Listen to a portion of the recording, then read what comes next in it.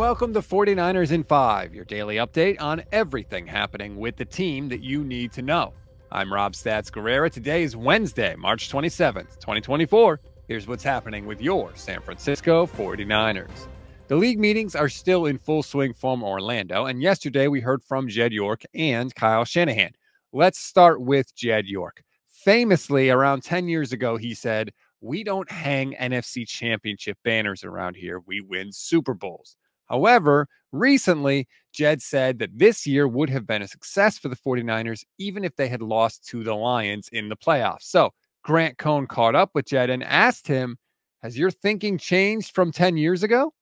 No, I mean, I just think you can't be ashamed of a successful season, right? And our goal is always going to be to win Super Bowls. And even if we won the game, it's not like, okay, well, we can take off 2024 because we won the Super Bowl in 2023. Our goal is always going to be the same. But what I've learned in my time as CEO, it's not a complete failure to not win. Where I had probably more of a, you either win the Super Bowl or you 100% lose. You can't not celebrate the fact that we've accomplished some really good things with this team. And I would trade a lot of good seasons for winning a Super Bowl. But we've collectively had a very, very successful program.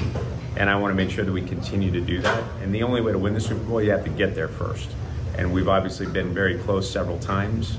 And you have to keep building off of it, but you can't, it's funny, I mean, I think you and I talked about this, Matt, like a little off the record over a drink, where it's almost worse to lose the Super Bowl than to not make the playoffs.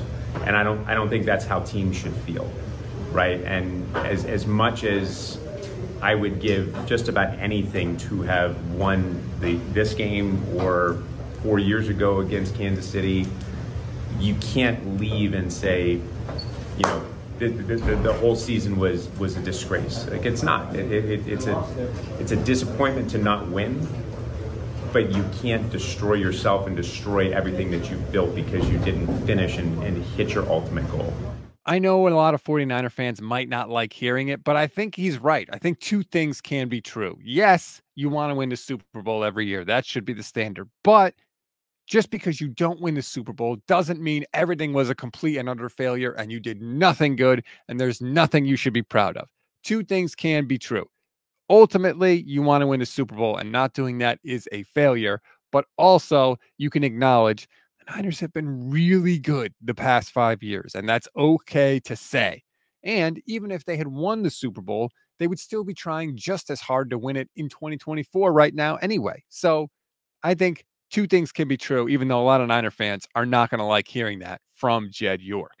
Let's go to Kyle Shanahan now. He touched on a number of different topics, including some clarification on the coaching staff. First and foremost, Brandon Staley is not going to have any official duties with the offense whatsoever.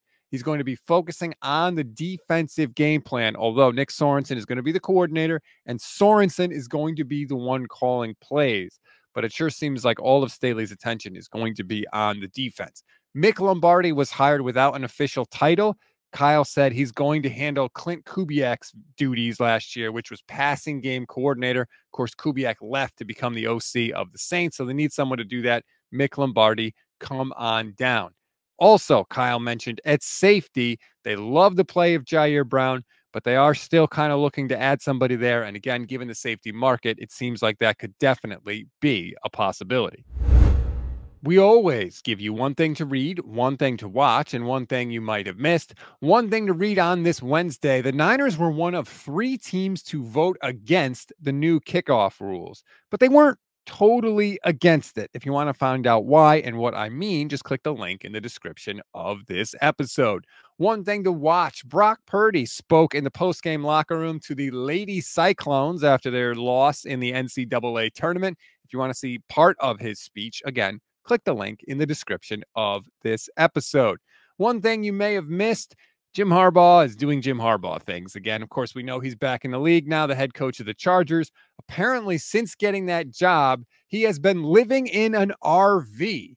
Quote, "It's been great," he said. "I always wanted to do that. My Ford Motor Coach hits me just right. I go back there. It's a good time to think. It's just been great."